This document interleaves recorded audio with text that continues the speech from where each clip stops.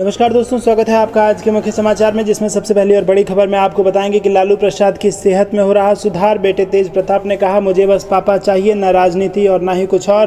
दूसरी बड़ी खबर में जिक्र होगा कि रसोई गैस की बढ़ती कीमतों पर भड़के वरुण गांधी बोले, महिलाओं को दिखाया था धुएं से आज़ादी का सपना, सिलेंडर बन गया सजावट की वस्तु। तीसरी बड़ी खबर में जिक्र गुजरात का, विधानसभा चुनाव के लिए गुजरात कांग्रेस का बड़ा दाव, हार्दिक के बाद अब जिग्नेश मेवाणी को बनाया कार्यकारी अध्यक्ष। चौथी बड़ी खबर में जिक्र होगा कि हरियाणा में बेरोजगारी, अपराध और भ्रष्टाचार पर कांग्रेस व भाजपा आमने सामने, हुड्डा हुए आक्रामक। और पांचवी बड़ी खबर में जिक्र बिहार का, बिहार बीजेपी कोटे के मंत्री के फैसले को सीएम नीतीश कुमार ने पलटा, सीओ के तबादले पर लगाई रोक। दोस्तों, हर एक खबर की गहराई में आपको ले जाएंगे, लेकिन उससे पहले आप अभी इस वीडियो को लाइक कीजिए और अगर चैनल पर नए हैं तो लाल बटन को दबा के चैनल को सब्सक्राइब करके घंटी बजाकर कमेंट में लिखिए जय हिंद। दोस्तों, रुक करते हैं सबसे पहली और बड़ी खबर की तरफ। लालू प्रसाद यादव की सेहत में हो रहा है सुधार। बेटे तेज प्रताप ने कहा कि मुझे बस पापा चाहिए, ना राजनीति और ना ही कुछ और। जी हां दोस्तों, दिल्ली एम्स में भर्ती आरजेडी प्रमुख लालू प्रसाद यादव की तबीयत पहले से काफ़ी बेहतर है। शुक्रवार को सुबह वो कुर्सी पर भी बैठे और परिजनों से बात की। और इस बीच लालू प्रसाद यादव के बड़े बेटे तेज प्रताप ने सोशल मीडिया पर एक भावुक पोस्ट डाला। तेज प्रताप ने अपनी पोस्ट में लिखा है कि पिताजी, आप जल्द स्वस्थ होकर घर आ जाइए, आप हैं तो सब हैं, प्रभु मैं आपकी शरण में तब तक रहूँगा जब तक पापा घर नहीं आ जाते। मुझे बस पापा चाहिए और कुछ भी नहीं, ना राजनीति और ना कुछ और, बस मेरे पापा और सिर्फ पापा। दोस्तों, आप इसको लाइक ज़रूर कीजिएगा। रुक करते हैं अगली बड़ी खबर की तरफ।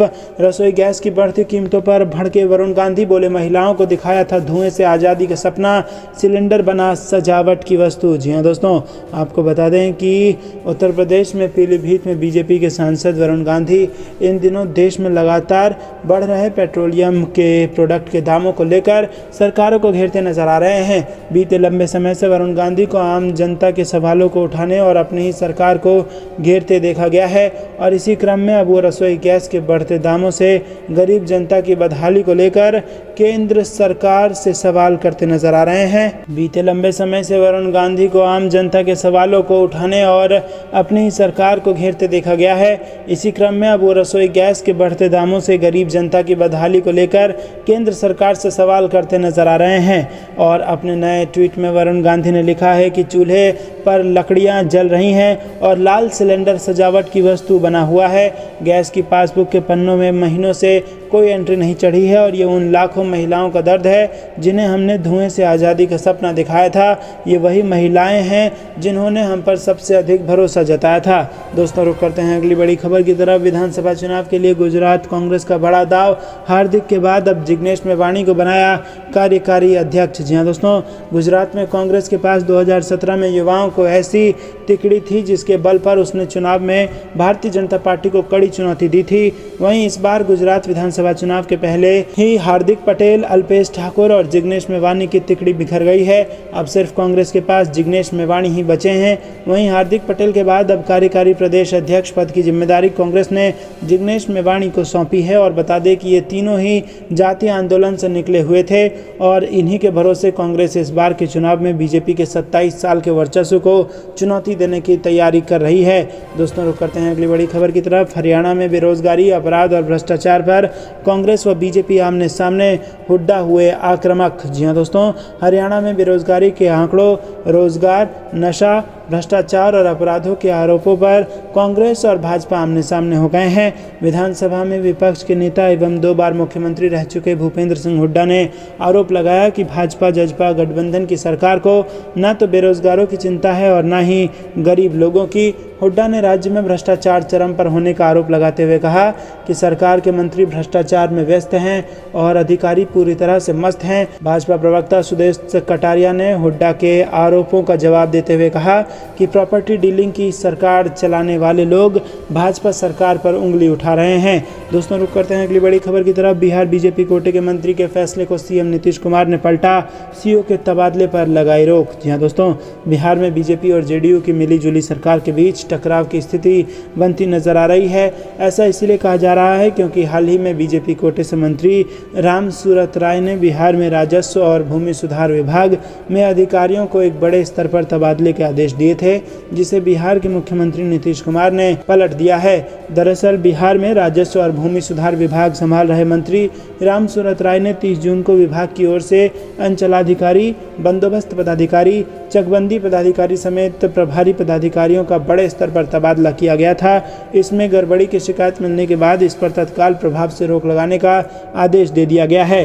दोस्तों रुक करते हैं अगली बड़ी खबर की तरफ। सीएम अशोक गहलोत और केंद्रीय गृह मंत्री अमित शाह एक टेबल पर, जयपुर में सुरक्षा के कड़े इंतजाम। जी हाँ दोस्तों, आपको बता दें कि बड़ी खबर राजस्थान से आ रही है। जयपुर के रामबाग में उत्तर क्षेत्रीय परिषद की 30वीं बैठक शुरू हो गई है और केंद्रीय गृह मंत्री अमित शाह बैठक की अध्यक्षता कर रहे हैं।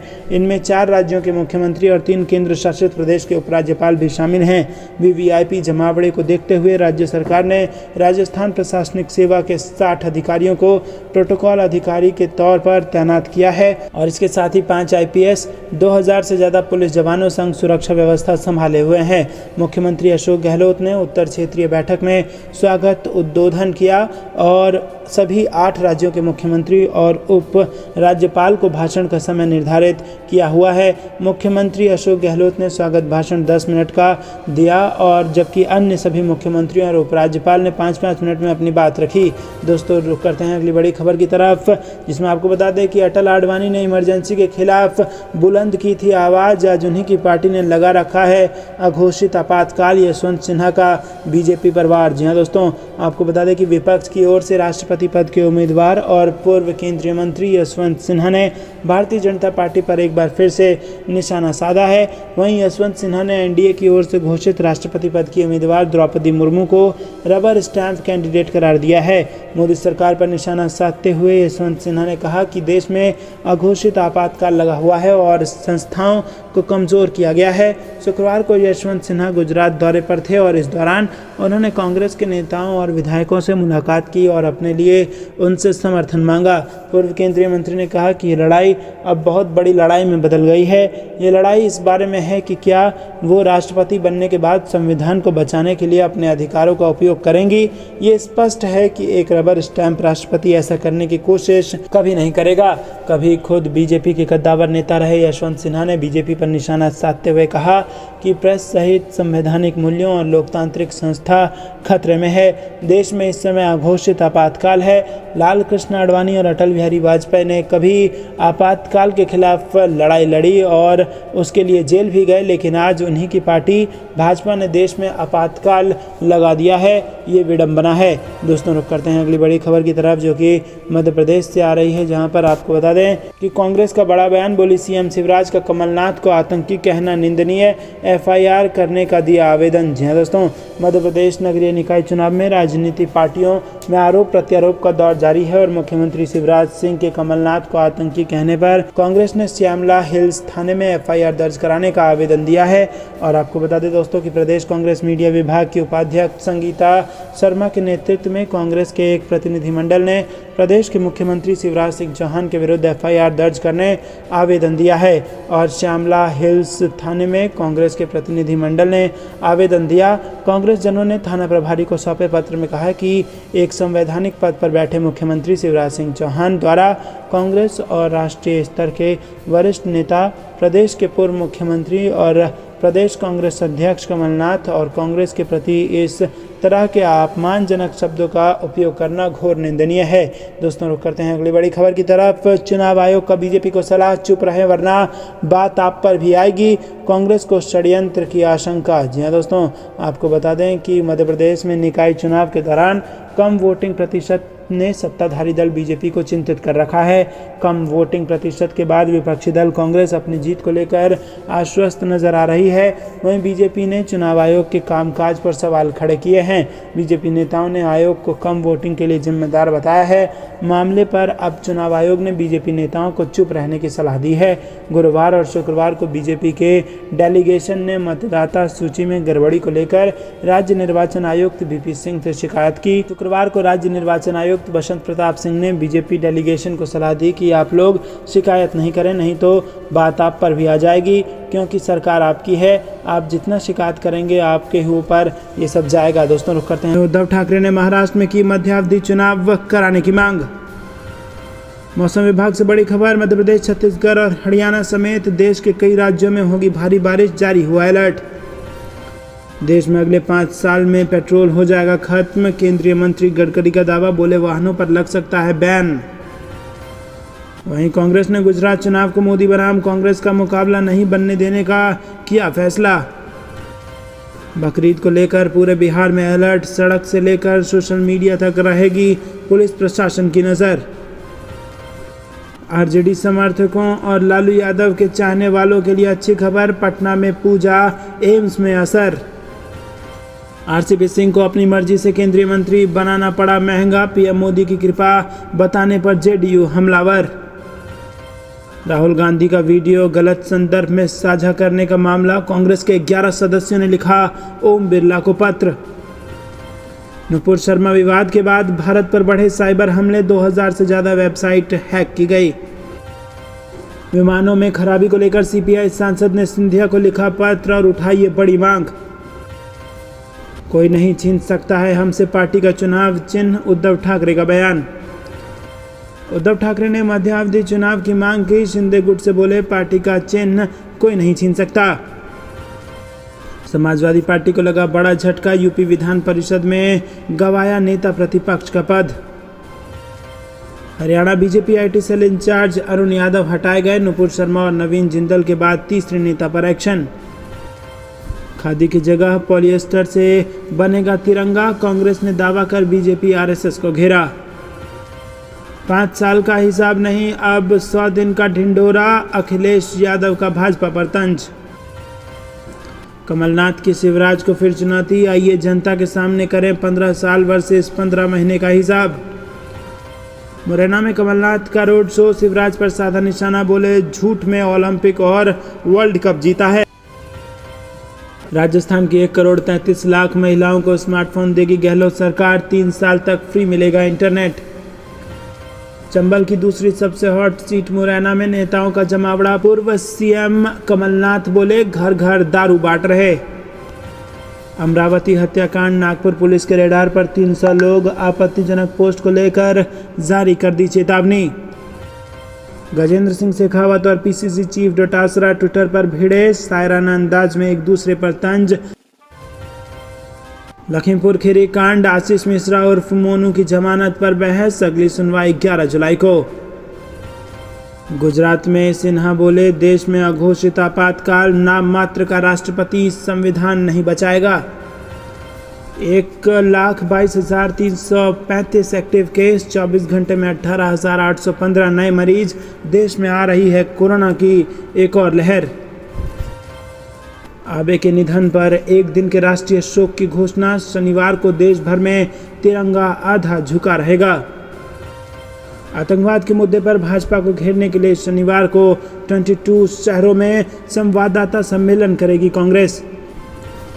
राष्ट्रपति चुनाव में मुर्मू का समर्थन क्यों करें, यशवंत सिन्हा हमारे उम्मीदवार, तृणमूल सांसद का बयान। रसोई गैस की कीमतों में बढ़ोतरी को लेकर क्या सोच रहे भारतीय, सर्वे के नतीजे मोदी सरकार की बढ़ाएंगी चिंता। विधानसभा अध्यक्ष से गलत बर्ताव करने के बाद भाजपा के मंत्री के विरुद्ध कार्रवाई की मांग। स्वर्ण तस्करी मामला, केरल के सीएम पिनराई विजयन को देना पड़ सकता है इस्तीफा। दोस्तों ये थी दिन में कुछ बेहद जरूरी और बड़ी सुर्खियां। आप रुक करते हैं कुछ अलग महत्वपूर्ण खबरों की तरफ गहराई से, लेकिन दोस्तों उससे पहले आपसे निवेदन कि वीडियो को लाइक करना मत भूलिएगा और लाल बटन को दबा के चैनल को सब्सक्राइब जरूर कीजिएगा। दोस्तों कमेंट में लिखिए जय हिंद। रुक करते हैं अगली बड़ी खबर की तरफ। रसोई गैस की कीमत में बढ़ोतरी को लेकर क्या सोच रहे हैं भारतीय, सर्वे के नतीजे मोदी सरकार की बढ़ा देंगे चिंता। जी हाँ दोस्तों, आपको बता दें कि महंगाई को लेकर अब जनता की प्रतिक्रिया आने लगी है। बिना सब्सिडी वाले घरेलू एलपीजी सिलेंडर की कीमत में 50 रुपए की बढ़ोतरी की गई है और इस बढ़ोतरी के साथ एलपीजी सिलेंडर दिल्ली में 1,053 रुपए, मुंबई में 1,052 रुपए 50 पैसे और चेन्नई में 1,068 रुपए 50 पैसे में उपलब्ध होगा। और इस साल रसोई गैस की कीमतों में ये चौथी बढ़ोतरी है। एलपीजी की कीमतों में बार बार बढ़ोतरी और अन्य आवश्यक वस्तुओं की कीमतों में वृद्धि ने आम लोगों के बजट को बिगाड़ दिया है। बढ़ती कीमतों के खिलाफ खिलाफ विपक्षी दल विरोध प्रदर्शन कर रहे हैं। लोगों की पीड़ा से अनजान होने के लिए सत्तारूढ़ भाजपा पर हमला करते हुए विपक्षी नेताओं ने एलपीजी की बढ़ी हुई कीमतों को वापस लेने की मांग की है। एलपीजी कीमतों में ताज़ा बढ़ोतरी के बारे में लोगों के विचार एवं भावनाएं जानने के लिए सी वोटर इंडिया ट्रैकर ने IANS की ओर से एक देशव्यापी सर्वेक्षण किया। दोस्तों, विशेष रूप से सर्वेक्षण में पाया गया कि अधिकांश भारतीय यानी कि 94% भारतीय एलपीजी सिलेंडर की कीमत बढ़ने के सरकार के फैसले से या तो बहुत नाराज़ हैं या नाराज़ हैं। केवल 6% उत्तरदाताओं ने कहा है कि वो सरकार से नाराज़ नहीं हैं और वो इससे अप्रभावित हैं। दोस्तों, रुख करते हैं अगली बड़ी खबर की तरफ। आतंकवाद के मुद्दे पर भाजपा को घेरने के लिए शनिवार को 22 शहरों में संवाददाता सम्मेलन करेगी कांग्रेस। जी हां दोस्तों, आपको बता दें कि कांग्रेस आतंकवाद के मुद्दे पर भारतीय जनता पार्टी को घेरने के लिए शनिवार को देश के 22 शहरों में संवाददाता सम्मेलन करेगी। कांग्रेस का आरोप है कि उदयपुर में एक दर्जी की जघन्य हत्या के 2 आरोपियों में से एक भाजपा का सदस्य है तथा जम्मू कश्मीर में हाल ही में गिरफ्तार एक आतंकवादी का संबंध भी भाजपा से है। भाजपा ने इस आरोप को खारिज किया है।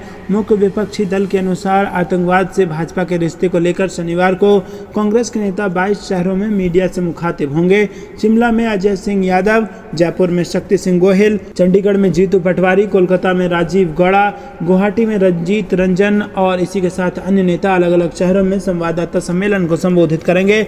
रुख करते हैं अगली बड़ी खबर की तरफ, जिसमें आपको बता दें दोस्तों कि लालू यादव को लेकर बड़ी खबर आ रही है। एम्स में भर्ती लालू यादव से मिले हैं राहुल गांधी और 20 मिनट तक लिया है उनके हालचाल का जायजा। जी हां दोस्तों, आपको बता दें कि लालू प्रसाद यादव की स्थिति में सुधार बताई गई है। दिल्ली स्थित अखिल भारतीय आयुर्वैज्ञानिक संस्था में भर्ती बिहार के पूर्व मुख्यमंत्री लालू प्रसाद यादव से शुक्रवार को कांग्रेस नेता राहुल गांधी ने भी मुलाकात की और इस दौरान उन्होंने स्वास्थ्य के बारे में जानकारी ली। मिली जानकारी के मुताबिक कांग्रेस के पूर्व अध्यक्ष राहुल गांधी ने एम्स में लालू यादव से शुक्रवार को मुलाकात की और राहुल गांधी दोपहर 1:30 बजे एम्स पहुंचे और करीब 20 मिनट रहे। लालू यादव से मिलकर दोपहर 1:35 पर एम्स से वो वापस चले गए। दोस्तों, केंद्रीय मंत्री पशुपति कुमार पारस और केंद्रीय गृह राज्य मंत्री नित्यानंद राय ने बृहस्पतिवार को एम्स पहुंचकर लालू यादव से मुलाकात की और उनका हाल लिया और इसके अलावा कई नेता व समर्थक भी उनका हाल लेने एम्स पहुंचे।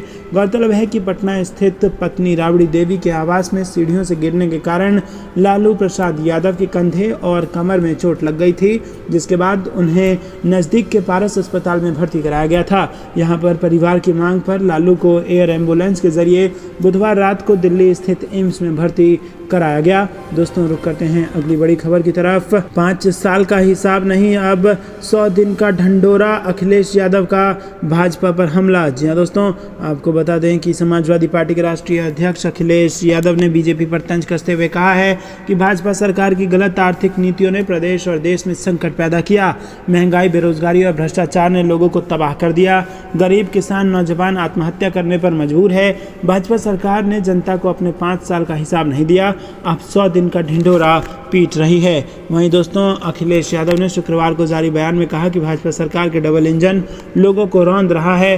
भाजपा सरकार नौजवानों और युवाओं को नौकरी रोजगार देने के झूठे दावे कर रही है। सरकार के सारे दावे झूठे, कागजी और जनता को गुमराह करने वाले हैं।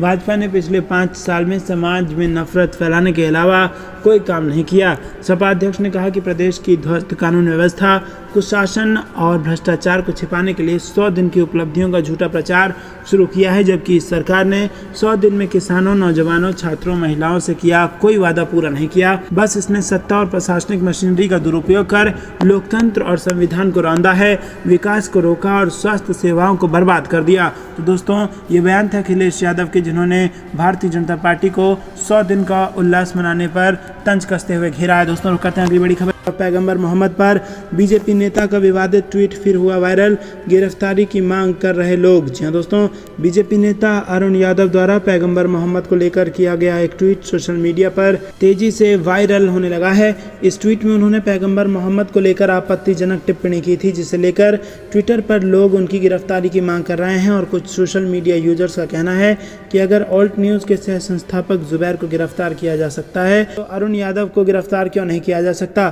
दरअसल उनके द्वारा कुछ तस्वीरों को शेयर करते हुए 21 जुलाई 2017 को लिखा गया था कि मुझे तो पैग में पैगंबर नजर आता है। दोस्तों रुख करते हैं अगली बड़ी खबर की तरफ। पत्रकार मोहम्मद जुबैर को सुप्रीम कोर्ट से मिली अंतरिम जमानत, यूपी पुलिस को जारी हुआ नोटिस। जी हां दोस्तों, फैक्ट चेकर और ऑल्ट न्यूज़ के को फाउंडर मोहम्मद जुबैर को सुप्रीम कोर्ट से बड़ी राहत मिली है। सुप्रीम कोर्ट ने जुबैर को अंतरिम जमानत देने का फैसला सुनाया है और इतना ही नहीं, जुबैर की याचिका पर सुप्रीम कोर्ट ने यूपी पुलिस को नोटिस जारी कर जवाब भी मांगा है। इससे पहले हाईकोर्ट की तरफ से जुबैर की जमानत याचिका खारिज की गई थी और उन्हें 14 दिनों की न्यायिक हिरासत में भेजा गया था, जिसके बाद जुबैर ने सुप्रीम कोर्ट में राहत की गुहार लगाई थी। हालांकि सुप्रीम कोर्ट ने जुबैर को 5 दिनों के लिए अंतरिम जमानत इस शर्त पर दी है कि वो मामले से संबंधित मुद्दे पर कोई नया ट्वीट पोस्ट नहीं करेंगे। तो दोस्तों ये थी दिन भर कुछ बेहतरीन और बड़ी खबरें। तक बने रहने के लिए बहुत बहुत धन्यवाद। देख रहे थे आपका अपना चैनल। जय हिंद, जय भारत।